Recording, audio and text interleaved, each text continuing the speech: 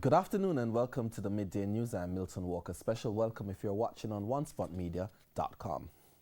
The parliamentary opposition is this afternoon stressing that ordinary Jamaicans will not get any of the $14 billion tax giveback announced by the government yesterday. The Finance Minister made the announcement during his budget presentation in Parliament yesterday, and while some Jamaicans are happy with the move, the opposition is not. More in this report. Not surprisingly, the opposition has hit back at the government's announced tax cuts. During his budget presentation on Thursday, Finance Minister Dr. Nigel Clark said the government will scrap the minimum business tax, replace stamp duties with a flat $5,000 fee, reduce the transfer tax, raise the general consumption tax GCT threshold, and get rid of the asset tax for non-financial institutions. But his opposition counterpart, Mark Golding, is questioning the government's decision on where to give the tax breaks. He says consumers should have benefited. The choices as to how the $14 billion of taxes that are being given away, that there's really nothing in there for the typical man in the street, the little small person who is struggling to survive. They're not benefiting from transaction taxes. They're not doing transactions that incur transfer tax and stamp duty. Or if they do it, it's once in a lifetime. So I think, given the pressure the people are under, they could have given them some of it. They could have given some of that $14 billion to those people. Mr. Golding notes that the government will be able to forego the billions it's giving up because tax revenues have been strong under the current economic program. The IMF has allowed them to reduce the taxes by giving them a softer primary surplus target, 6.5% of GDP. That's around 10.9 billion of the 14. The revenue performance has improved, again, largely because of the work that we did when we were in office to reform the tax system and improve collections, and that has borne fruit, which has really paid for a lot of these things.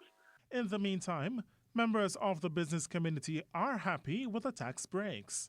President of the private sector organization of Jamaica, Howard Mitchell, says it will, among other things, address some of the economic inequalities which persists in society.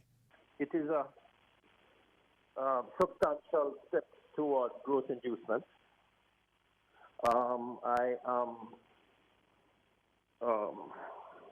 convinced that it does take into account the small business and medium-sized business enterprises, which represent 70% of GDP, and which need to be grown and fostered and assisted if we're going to achieve lasting growth and development. OSHANE Masters, TVJ News. Agriculture Minister Audley Shaw says the country's agricultural sector has more potential, but farmers are just not taking advantage of markets overseas. He pointed specifically to the underutilization of the CARICOM market, which allows member states like Jamaica to export goods duty-free. TVJ's KENISHA Williams has that story. For a country that is so heavily dependent on agriculture, some argue that farming should have been a highly profitable business venture. But according to Agriculture Minister Audley Shaw, Jamaica continues to lag behind. The reason? There are many markets, both local and overseas, that we are not targeting properly. Since taking over the portfolio in 2018, Mr. Shaw has been urging farmers to plant more. However, farmers have had to compete with imported goods, leaving them with fewer local customers. But Mr. Shaw says the market is there, but farmers are just not taking advantage of it.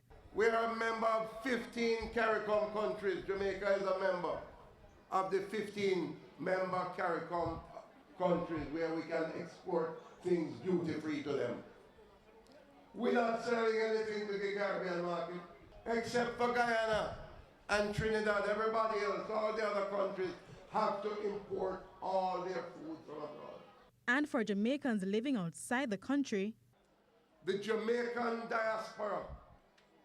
There are as many Jamaicans outside of Jamaica as there are in Jamaica.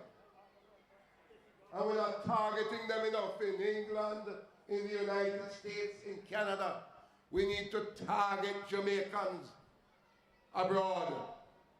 And they yearn for the very things that we have on display here. The school feeding program is another viable option which the minister believes people are just not tapping into. Some of it is genetically modified food. It's not even healthy for our children. And meanwhile, we have pumpkin, we have sweet potato, we have yam, we have breadfruit, we have cassava, we have all kinds of things that are much more nutritious. Mr. Shaw was addressing farmers in Trelawney on Wednesday. KENISHA Williams, TVJ News. Following heated exchanges between the police and vendors in MIDDAY, St. Anne, the sellers have now been relocated. The vendors were upset with the police for demolishing their stalls, which blocked a section of the main thoroughfare on February 7. The police say the vendors were selling at the location illegally.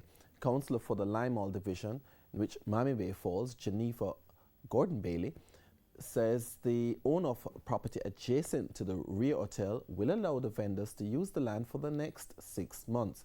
However, the councillor notes it will not be business as usual for the vendors who will be using the area.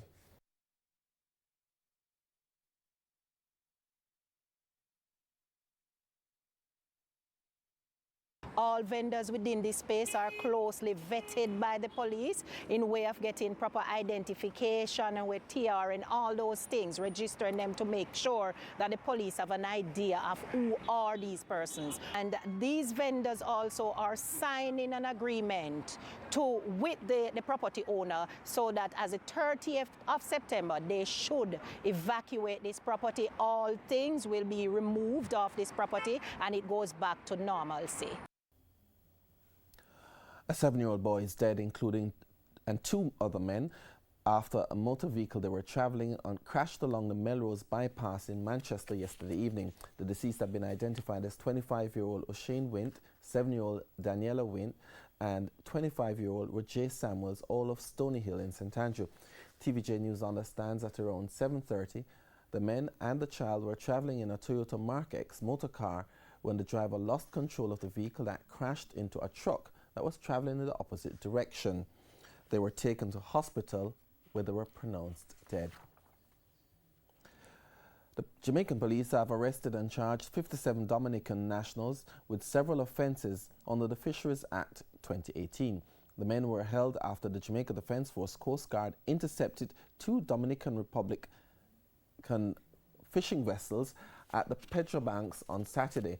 They were found poaching illegally in Jamaican waters. They've been charged with possession of buried lobsters, possession of undersized lobsters, possession of conch in a closed season, fishing without a license, and fishing without identification.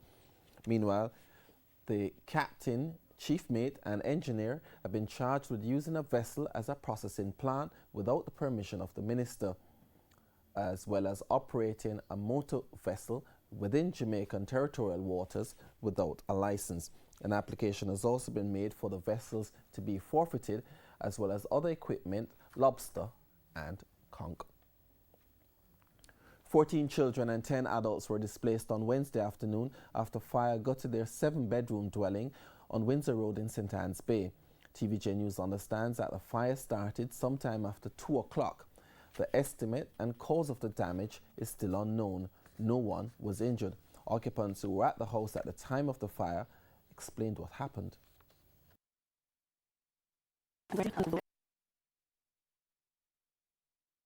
Mr. Fire come out through house. What you did? We just ball out fire.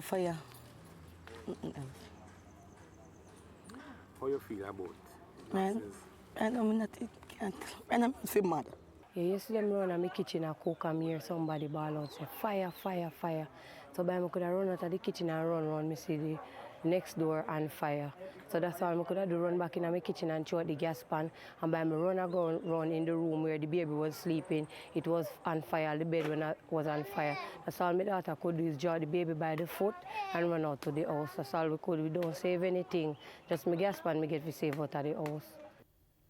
Councillor for the St. Anne's Bay Division, Dallas Dickinson, says efforts are being made to help with the rebuilding process. I had spoken earlier this morning with the Member of Parliament, the Honourable Shahini Robinson, who is the Minister of Labour and Social Security. I spoke with the staff at the St. Anne's Bay office of the Ministry of Labour. We also spoke to the officers of the Welfare Department of the St. Anne Municipal Corporation, and today they'll be coming here to do an assessment and to put in place what needs to be done. Yes, we're asked if anyone out there can help us, especially children. Children then lost everything. We have 4 grandchildren, and neighbors have about 4. One of the next side about 2. Basically, we have about 14 children here we lost. We are asked anybody out there can help with if I have bed, school bags, school shoes, whatever you have can assist us for the children most likely. The State Minister for Education, Alando Terrelong, is touting the government's Brain Builders program as a step in his administration's push to provide equal opportunities for all students. To ensure that all Jamaican children get the best start in life by attending to their health, nutrition, total development, stimulation, social protection, child protection, and early intervention needs. He was speaking at the 3rd biennial International Conference on Educational Leadership and Management held at the Knoxwood Court Hotel in Kingston on Thursday. The 2-day conference is being observed under the theme Educational Leadership for Social Justice, Policy, Practice, Community.